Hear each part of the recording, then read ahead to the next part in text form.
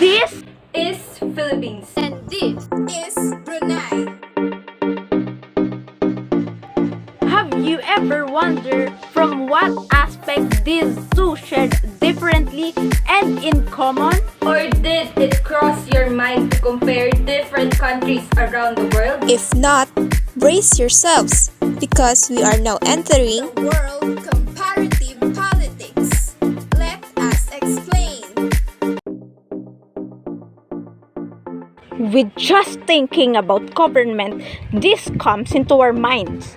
Democracy, monarchy, dictatorship, and all other terms that we commonly heard. You see, these are all types of government. But here's another thing. What if I tell you that these two countries have a huge difference with each other? Philippines, after so many colonization, attained sovereignty on which the government authority is vested in all Filipinos, democratic and republican nation. While in Brunei, since 1962, Bruneians has no direct parliamentary election and is only limited in village level council elections. With no free and fair elections for national legislative representatives, might as well in press and assembly freedom, in short, monarchy or sultanate system. But despite these differences as a nation, they still built stronger goals and movement that were the same with each other. They ensure peace and treaty to international countries through the membership of the Association of Southeast Asian Nations and membership in United Nations. Lastly, they also secured a bilateral relations toward United States. And if you are too excited to hear more, there's more. That's right. Political succession is indeed a great deal to a nation. And here's why. If we repeatedly digs upon deeper political stunts, occurrences of political process will emerge. Philippines from 1987 Constitution, powers were divided into three branches: the executive, judiciary, and legislative. And meet Rodrigo Duterte, the Philippine president who received almost 17 million votes from the Filipino people. Yet, controversies emanated since then. Right now, people are not that happy anymore. On the other hand, Brunei is an absolute monarchy. The Council of Succession appoints the Sultan that will lead them to prosperity.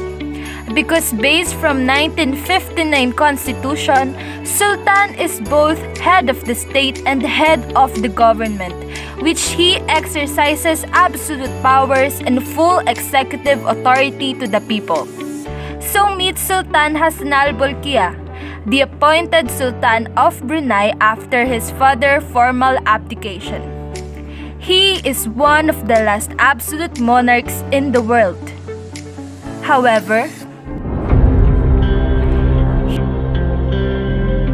he also litigated and promoted ill-rotten behaviors.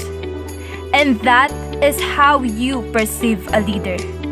Since then, we can conclude that even these two came from different government.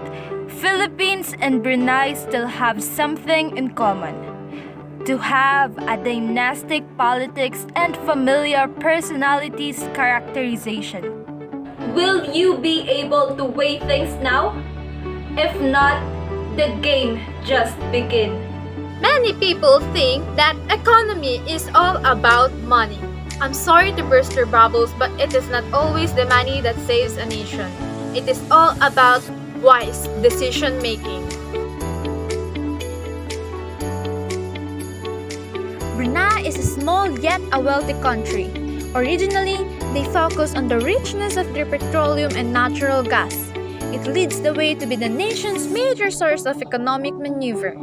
But as time goes by, Brunei decided to empower other economic zones: agriculture, fisheries, tourism, and some financial services. while Philippines is a newly industrialized country. From agriculture with low accessibility to tools and equipment is now developed to achieve a globalized nation.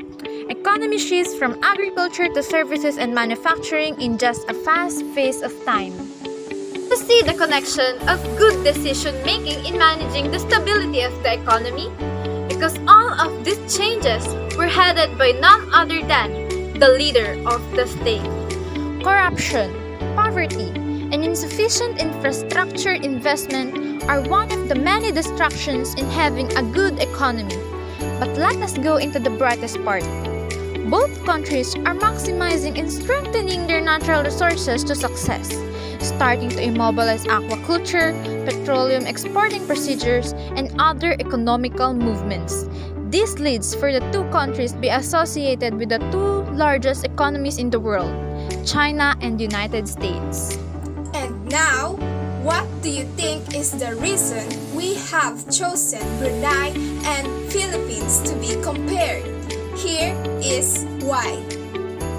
Aside from the only country left practicing an absolute monarchy in Asia, with the Sultan as their acting leader, isn't it interesting to learn more about Brunei on how they became the second richest country in Asia and is ranked 11th in richest country in the world, despite its tiny size and strict Islamic Sharia law. So you see, Brunei taught us that however big or small a country is, it should not be the hindrance to economic and overall growth and success of a state.